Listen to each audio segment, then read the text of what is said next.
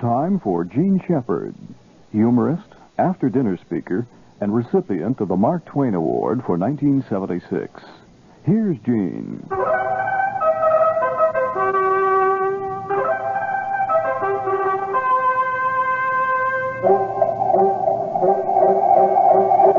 Yeah. Oh, yeah. It is nothing like a lukewarm cup of slot machine coffee in a paper cup lined with what appears to be the residue of a kerosene lamp. It's good. You don't like that? What's the matter? That's a tee-tee-tee-tee. Hello, gang. I'm on the scene.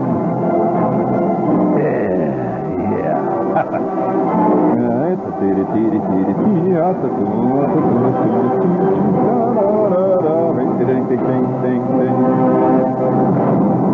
People have written to me and say, Mr. Shepherd, where do you get your inspiration?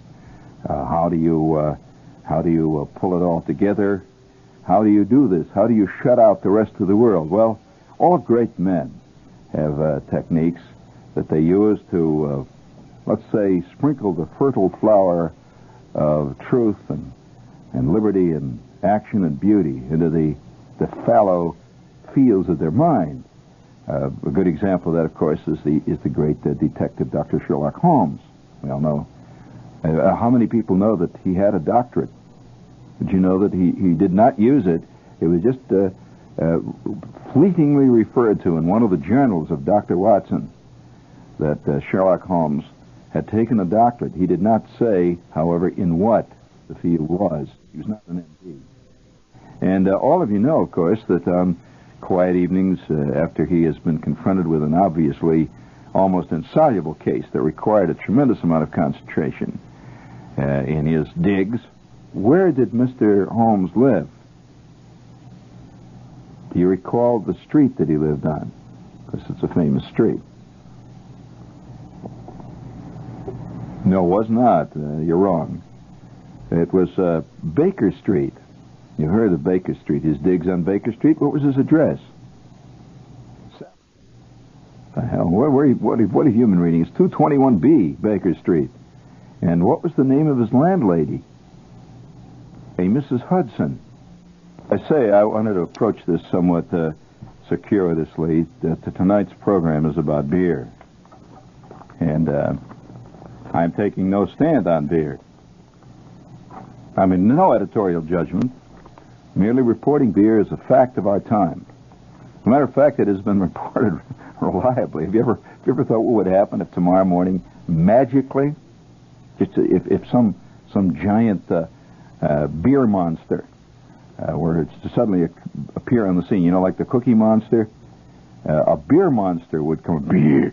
By the way, that would be a very funny character for them to try on Sesame Street. The beer monster. He's always half pie-eyed, you know. He keeps on, beer! Beer!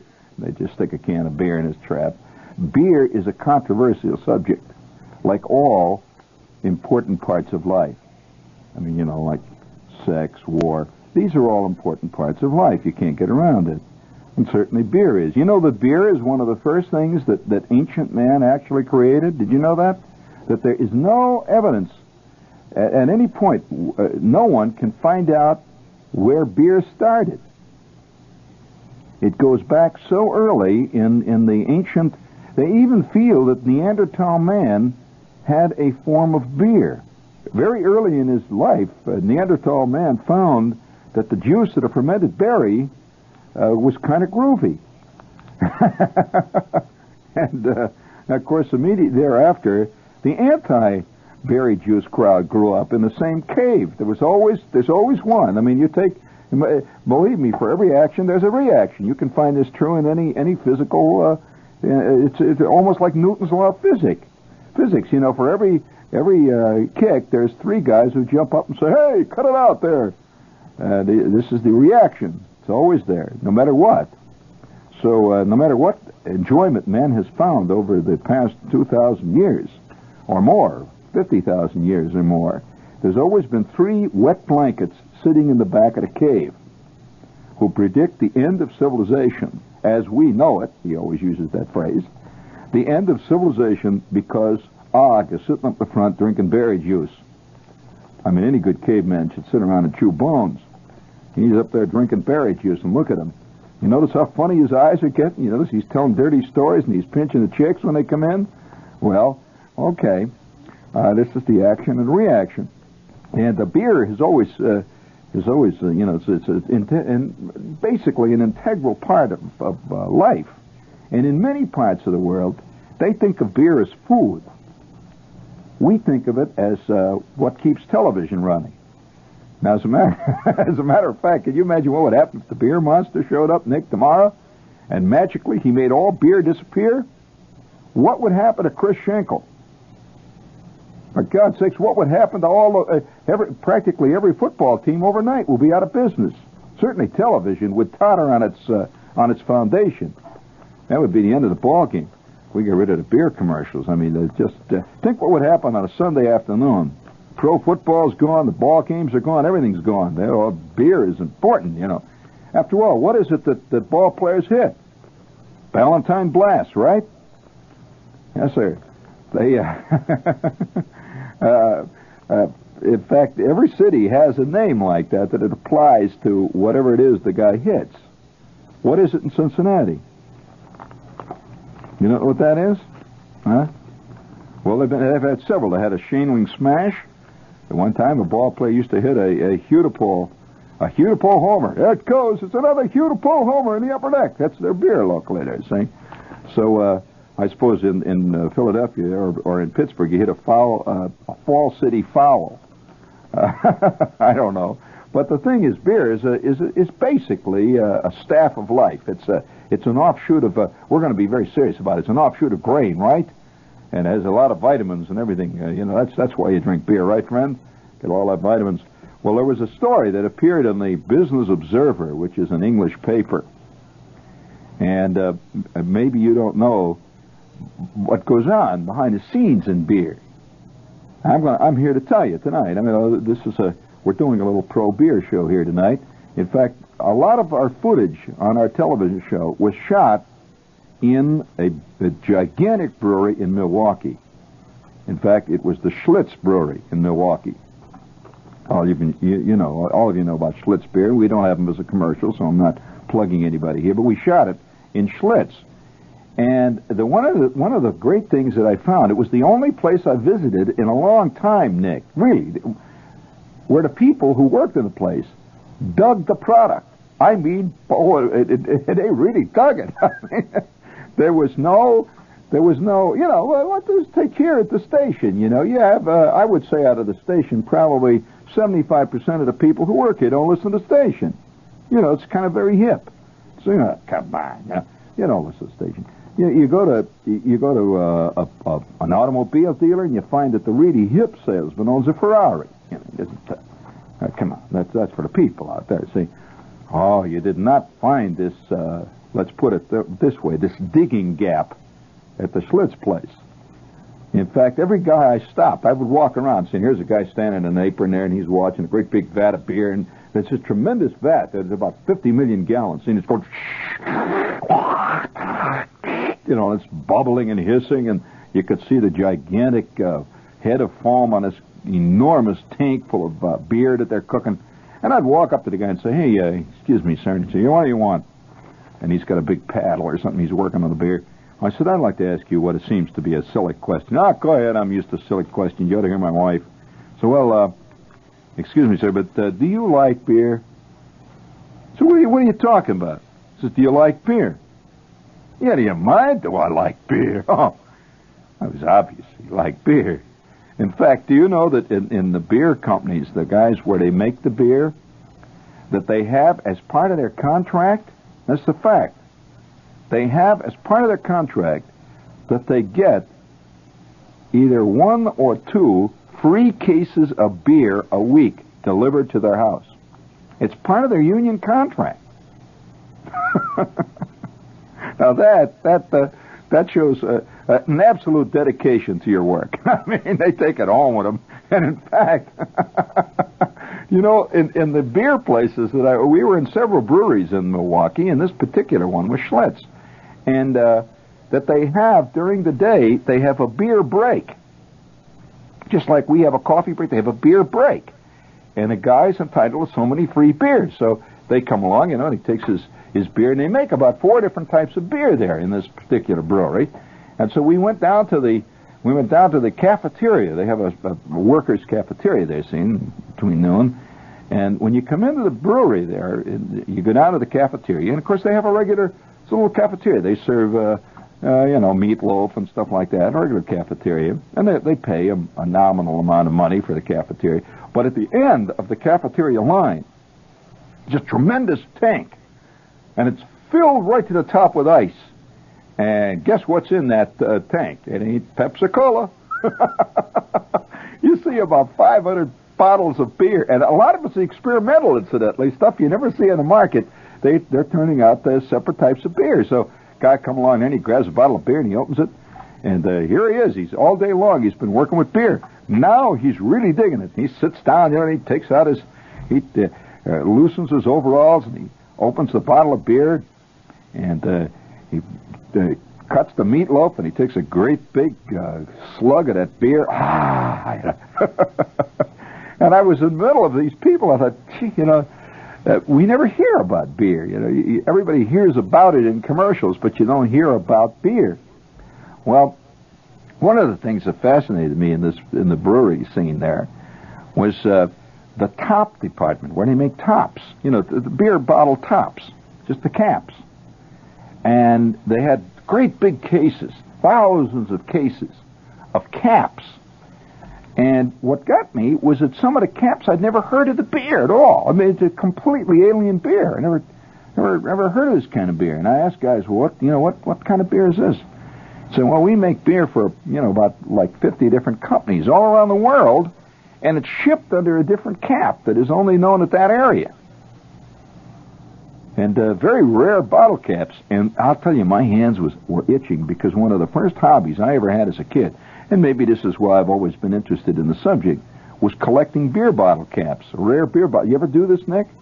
You collect rare beer bottle caps. And I'll tell you, I saw some beer bottle caps you wouldn't believe. They had Japanese printing on everything, real wild looking. And the great labels, thousands of fantastic labels that are on beer cans, lithographed labels that go on various cans that you never see in, normal beer can collecting. And then, of course, I got to know a lot of fantastic beer can collectors. In fact, I got a piece here about it. Let me show you this. Look at this guy. In fact, they had a piece recently in one of the local papers on this guy. In fact, it was I think it was a Newsday. But anyway, it says, if beer lovers had a religion, Ernie Wüst, O-E-S-T, would be their god. Ernie Wüst has perhaps the largest collection of beer cans, more than 5,000, all different, in the world. Ernie Wüst has 63 volumes in which he has pasted 21,000 different beer bottle labels from the U.S. alone. Fantastic. And a set of files containing another 100,000 labels from around the world. He has about 400 beer trays, 600 beer signs, thousands of beer coasters, and an attic full and a basement full of beer lights, beer cocks, beer mugs, steins, beer can openers, beer bottle caps, beer-sponsored litter bags, fly swatters, pot holders, ashtrays, hats, buttons, pins, sweatshirts. On top of that, in 1965, he left his job as a 24-year veteran machinist to take a job where he sells beer. He's totally devoted.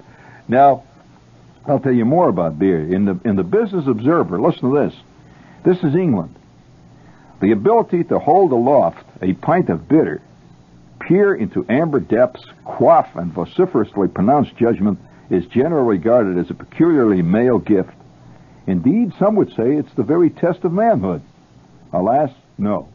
At the risk of sobering up a host of public beer pundits, of course, are taverns. Over in England, a public house, a pub, that's where you get the word pub. It comes from public house, is a tavern here. At the risk of sobering up a host of public beer pundits, It must now be revealed that long before the beer reaches their discerning palates, it has been tasted, graded, and approved by two completely expert women. These are great beer tasters. At least that is so far as those who sup at the pubs of Britain's second biggest brewer, Allied Breweries.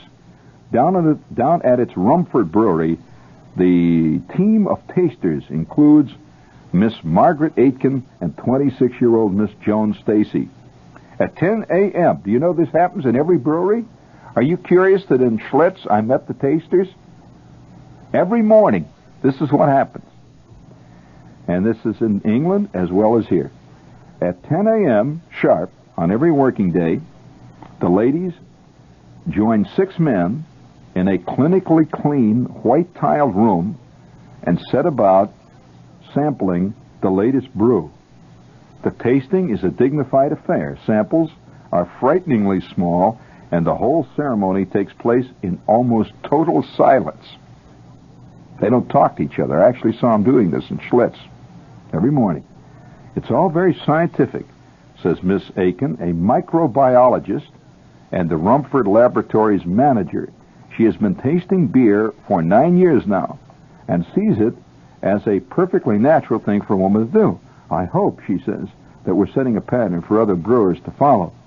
Mrs. Stacy, also a graduate microbiologist, talks about ale with learned intensity. Few pathogenic organs will survive in beer. Did you know this? In other words, germs. Few pathogenic organs will survive in beer, was one of her more reassuring observations.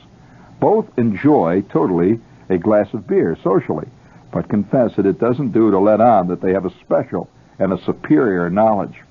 After all, a taster's vocabulary could cause grave offense to a self-respecting publican, guy that runs a tavern. Terms like sickly, cloying, unclean, musky, or fusty are all words that are used to describe the taste of beer among experts. Imagine anyone, especially a woman, walking into the Rose and Crown and saying, the best bitter's mawkish tonight, Fred. We would never do that, says Mrs. Stacy, and Miss Aiken agrees. Beer, she says, with respect, and listen to this, all of you anti-beer people, beer, she says with respect, is both an art and a science. In fact, it is a way of life. Okay? Well, you know, beer is a strange scene. And have you ever known anybody who made his own beer? Well, you know, that's a growing hobby all around the country, making your own beer. Did you know that? You aren't hip to this? Oh, yeah. It's two of the fastest growing hobbies in America are making beer and wine. Now, you've all heard of making your own wine, and you can even buy kits, but making your own beer is something else.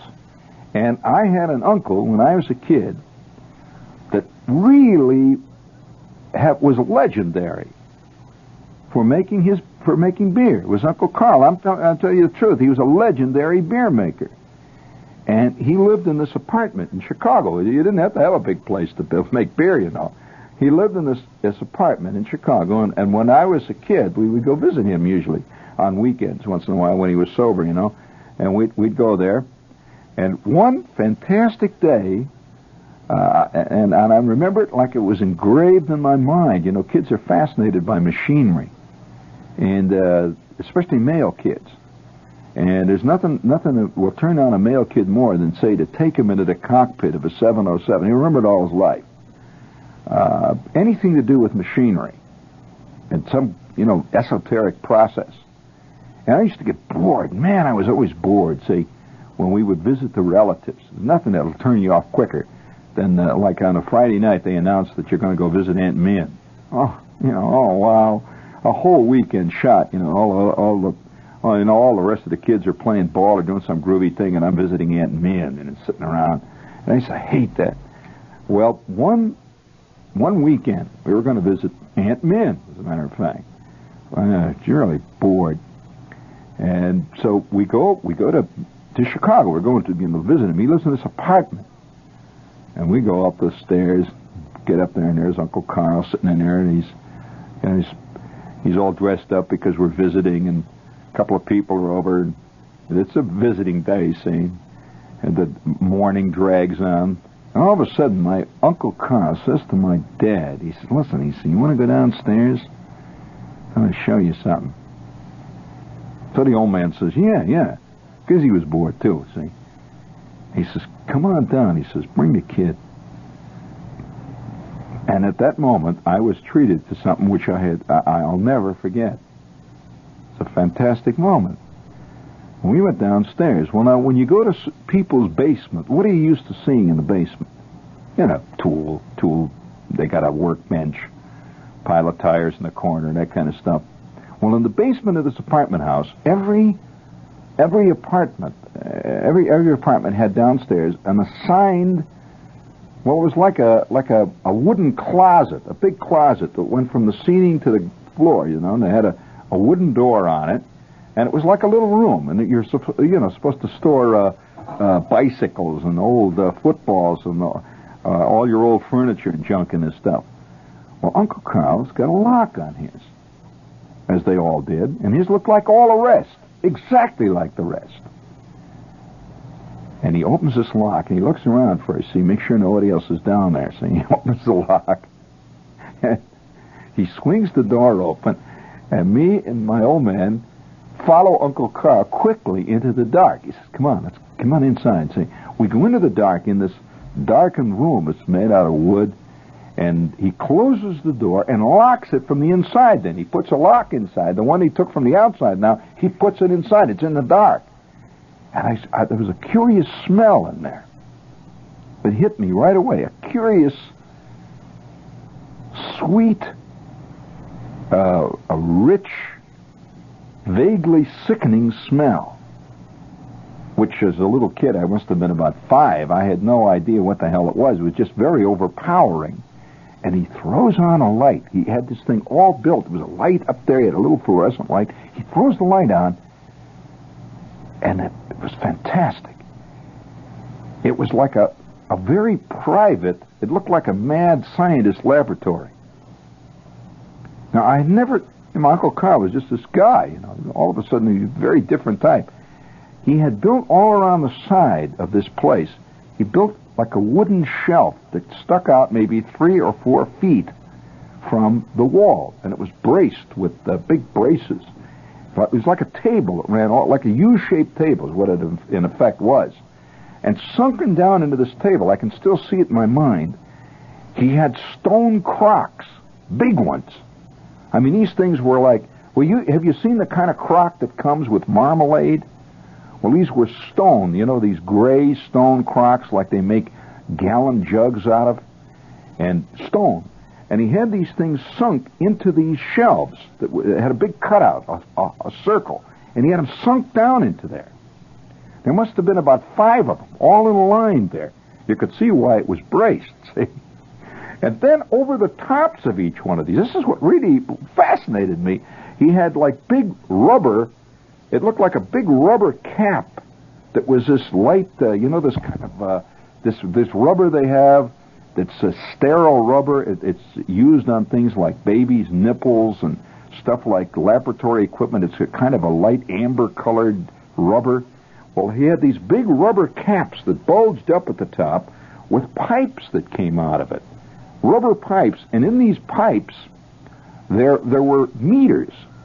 Now, as a kid, I didn't know what these meters actually measured, but they were great big dials like you see in laboratories, and they had black numbers, and they had great big black needles on them and stuff.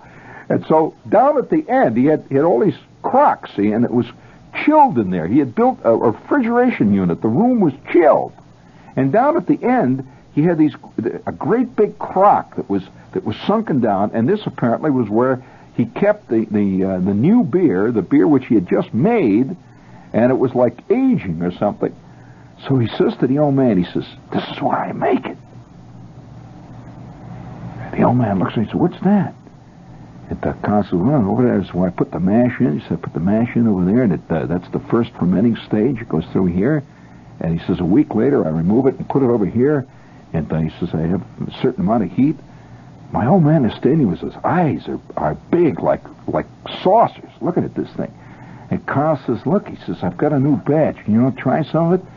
And he's got, over in the corner, he's got this refrigerated thing. It's like a barrel, see, and it's filled with this beer. And it's got a spigot coming out of the side. See, he draws a great big thing of beer. He had these big tin mugs. They were tin. I remember the tin mugs. I've never seen any since like that. And I later learned, by the way, this is used in many breweries. It's a professional type of a glass they use. It's like they use it around their work, see? And he pours this thing in a big head, and he gives some to my old man. The old man tastes it, see? He blows the top off. Oh, that's good. He said, that's real good, Carl. You're really doing great. And Carl, he draws himself one. He says, how about giving a kid some? So my old man says, well, won't hurt him. So I tasted this beer. It was the first beer I ever had in my life. I never had beer before, and I tasted. And of course, kids don't like beer naturally. They really don't. At least most kids at first. Beer is like olives. It's an acquired taste. Tasted. I was expecting something like Coke or something like root beer somehow. I thought it was Dad's old-fashioned root beer or something. It was actually Carl's old-fashioned beer. Is what I was drinking. See, it was bitter, and the old man says, "Oh, that's great." So the two of them sat down there. Carl had this old sofa in this place, and they sat down there and they drank about 3 of these great big schooners of beer. They're talking away there, and Carl all the while is telling them about the beer. And once in a while, one of these crocks would go make a sound. I remember it go, and you'd see the rubber thing go up. It would just sort of expand with the gas in this beer. And as we sat there, all the while, and Carl said, well, you see, that's why I've got that. You see, the place is all insulated here, see? And he was so great with tools and stuff. My drunken Uncle Carl, he was truly in his nutty, crazy way, kind of a genius, that he had completely insulated this place, and outside, you would never know but what he hasn't got old bicycle tires and, old footballs stored in there. Actually, he had this whole little factory, and he made his own beer. Well, from that minute on, I was, I don't know why. I mean, beer has always seemed to be a curious thing. And it was much more than just always seeing beer as part of a six-pack. Uncle Carl became very famous. And he used to, every party that was held for miles around that my old man was involved in, the whole thing was to go over to Carl's place and get some of Carl's beer. His beer was apparently magnificent. It is still a legend in the area where he lived. And one night, it came to an abrupt end. This is so often happens with genius. They press their luck. Let's face it. I mean, the genius is always looking at the far horizons. He's always looking beyond the next hill. And one night, Uncle Carl attempted, apparently, a highly controversial and a very experimental batch. He was going to make some kind of special ale, which he had heard about. And it sat down in the basement for a couple of weeks. And 1, 2 o'clock in the morning,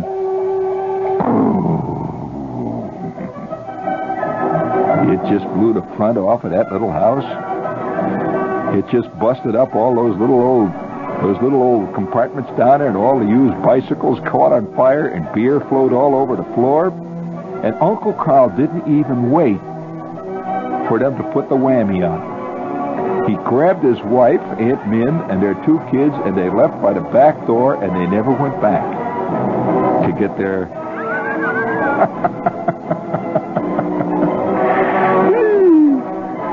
Because, it's one thing making up a little batch of beer. There's a certain, that there are laws about how much you can make? Well, Uncle Carl went way beyond that. Uncle Carl was turning out enough beer to apparently run a rather fine competitor to Pabst. I mean, he's turning this thing out by the barrels full down in the basement there, and he was selling it all over the place. It was this was not during Prohibition or anything like that, So he had a real great business going until that night. And so beer. Yeah, beer. You know how many gallons of beer are drunk in the United States alone every year? You curious? Would make a lake 14 miles long, 8 miles across, and 12 miles deep. So you just can't put beer down, friends. I mean, a lot of times you even have trouble keeping it down. But to ignore beer is to ignore life. Ain't no way. No way.